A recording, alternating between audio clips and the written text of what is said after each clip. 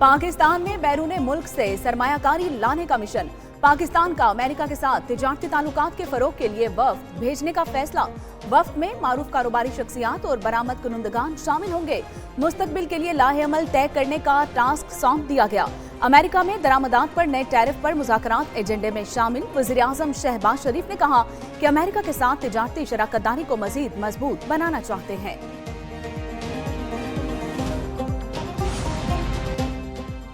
Pakistan minerals investment forum में अमरीकी वफ्द की शिरकत का खैर मकदम। वज़ीर आज़म से एरिक मायर की क़यादत में वफ्द ने मुलाकात की। शहबाज शरीफ ने ट्रंप इंतजामिया के साथ मिलकर काम करने की ख्वाहिश का इज़हार किया है। एरिक मायर्स वज़ीर दाखिला मोहसिन नकवी से भी मिले।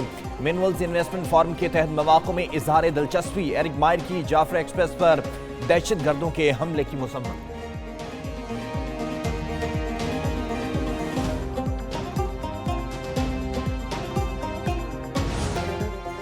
गैर मुल्की कंपनीज को पाकिस्तान के मादनी शोबे में सरमायाकारी की दावत। अमेरिका, चीन, सऊदी अरब, रूस और दीगर ममालिक के मंदूबीन का इजहार दिलचस्पी। पाकिस्तान मिनरल्स इन्वेस्टमेंट फोरम के आखिरी रोज OGDCL के CEO अहमद हयात का इजहार ख्याल। कहा कि पाकिस्तान मादनी वसाइल से माला माल है। पब्लिक प्राइवेट सेक्टर्स के इल्हाक से कानकुनी के शोबे को मजीद तरक्की मिलेगी।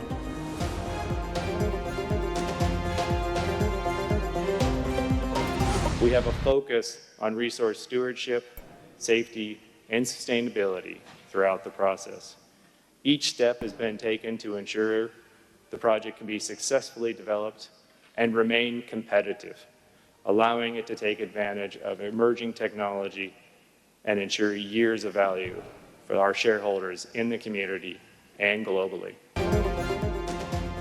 रेकडुक में 5.9 अरब टन के मादनी ज़खायर मौजूद हैं। मंसूबे के पहले मरहले पर रवा साल काम शुरू होगा।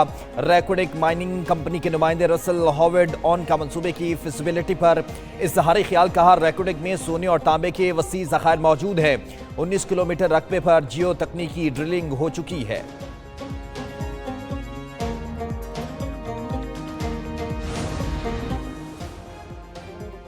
तरक्की पजीर एशियाई खिता अमरीकी टैरिफ से सबसे ज्यादा मुतासर होगा। एशियाई तरक्याती बैंक की रिपोर्ट। जनूबी एशिया में पाकिस्तान अमरीकी टैरिफ की फहरिस्त में तीसरे नंबर पर है। श्रीलंका पर 44, बांग्लादेश 37, पाकिस्तान पर 29% टैरिफ लगाया गया है। ADB ने माली साल 2026 में पाकिस्तान की मुआशी शरह नमू 3% तक पहुंचने का इम्कान भी जाहिर कर दिया। टैक्स पॉलिसी और तवानाई के शोबे में इस्लाहात से मुआशी इस्तेहकाम बेहतर हुआ।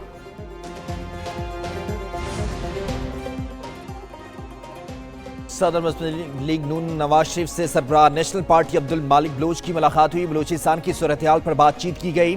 सदर नून लीग का मेहमानों के एहसास में सोहराना। अब्दुल मालिक बलोच कहते हैं नवाज शरीफ बलूचिस्तान की सूरत हाल में अपना किरदार अदा करने पर रजामंद हो गए। वो बलूचिस्तान का दौरा करके लोगों से मुलाकातें करेंगे। साद रफीक ने कहा नवाज शरीफ जाती दिलचस्पी लेकर मसले का हल निकालेंगे।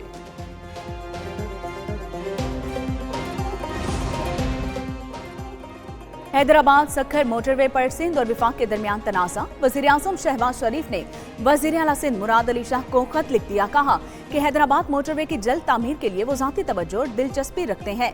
हैदराबाद सक्खर मोटरवे को जल्द ही PSDB का हिस्सा बनाया जाएगा। सिंध के तहफ़्फ़ुज़ात जायज़ हैं। मोटरवे की तामीर जल्द शुरू करेंगे।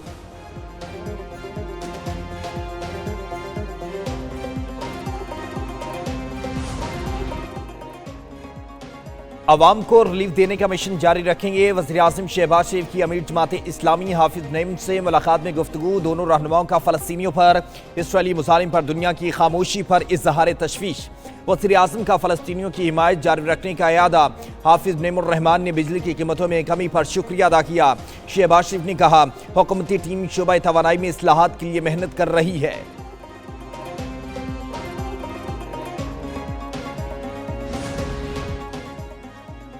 मुस्लिम लीग नून के सदर नवाज शरीफ से वजीर तवानाई अवैस लगानी की मुलाकात।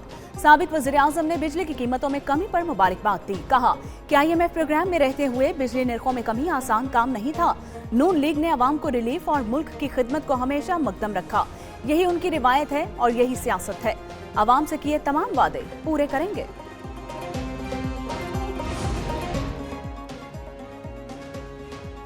वज़ीर आला पंजाब मरीम नवाज का सर्विसेज हस्पताल लाहौर का अचानक दौरा। हस्पताल में अद्वियात की फराहमी और दीगर सहूलियात का जायजा लिया गया। इमरजेंसी वार्ड में मरीजों और लवाहिकीन से बातचीत की। वज़ीर आला का सेहत के शोबे में जदीद रेफरल सिस्टम नाफिज करने का फैसला। मरीम नवाज ने मेडिकल सिटी अथॉरिटी के क़याम की उसूली मंजूरी भी दे दी। मेडिकल सिटी लाहौर के लिए मुनासिब मकाम पर अराज़ी मुख्तस करने की हिदायत कर दी गई। सोशल मीडिया पर मनफी प्रोपेगेंडा, पीटीआई के गिर्द सख्त शिकंजा। 20 रहनुमाओं के वारंट गिरफ्तारी जारी करने का फैसला।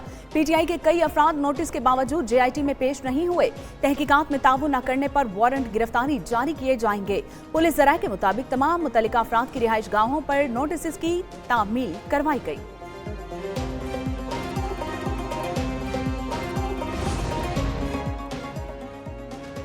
पीटीआई के गालिब गलोच ब्रिगेड से सबको मसला है। बानी पीटीआई के इस्टेब्लिशमेंट नहीं, सियासतदानों से बात करने पर मसला होगा। वज़ीर आज़म के मुशीर राना सनाउल्लाह कहते हैं अमरीकी डॉक्टरों ने बानी पीटीआई की रिहाई की बात नहीं की। नून लीग राब्ता अवाम मुहिम शुरू कर रही है। नवाज शरीफ का सूबों का दौरा होगा तो जलसे भी करेंगे। पंजाब सिंध का एक कतरा पानी भी चोरी नहीं करेगा।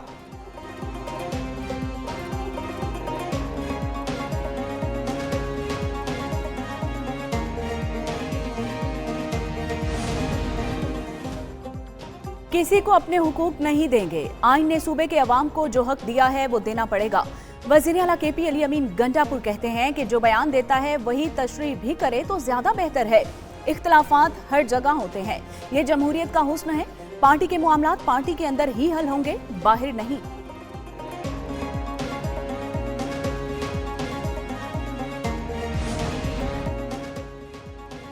गैर कानूनी मुकीम गैर मुल्कियों और अफगान सिटीजन कार्ड होल्डर्स का इनखला तेजी से जारी है। 8 अप्रैल को सिर्फ एक ही दिन में 7,000 से ज्यादा गैर कानूनी मुकीम अफगान बाशिंदों को वतन वापस रवाना किया गया। मजमूई तौर पर पाकिस्तान छोड़ने वाले गैर कानूनी अफगान बाशिंदों की तादाद 9,13,301 तक जा पहुंची है।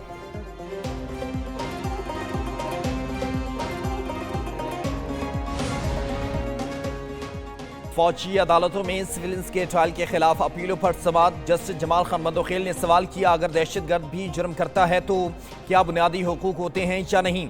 वकील ख्वाजा हारिस ने जवाब दिया, फौजी एहलकारों के भी बुनियादी हुकूक मुअत्तल होते हैं, क्या वो पाकिस्तानी शहरी नहीं हैं। जस्टिस जमाल खान बंदोखेल ने रिमार्क्स दिए, फौज के मेम्बरान तो इदारे में दानिस्ता शामिल होते हैं, उनको मालूम होता है बुनियादी हुकूक मुअत्तल होंगे। ये भी फौज की ही चॉइस होती है जुर्म करे या ना करे। सिंध में मैट्रिक के इम्तिहानात मजाक बनकर रह गए। कहीं पर्चा वक्त से पहले आउट होकर व्हाट्सएप ग्रुप्स की जीनत बना, कहीं सरेआम बूटी माफिया का राज बरकरार। इम्तिहानी मराकज में मोबाइल फोन्स का आजादाना इस्तेमाल। मुतल्लिका हुकाम बूटी माफिया के सामने बेबस। हैदराबाद, नवाबशाह और जाम साहब में तलबा बेखौफ होकर नकल करते रहे। जैकबाबाद में 10वीं जमात का इंग्लिश का पर्चा आउट हो गया।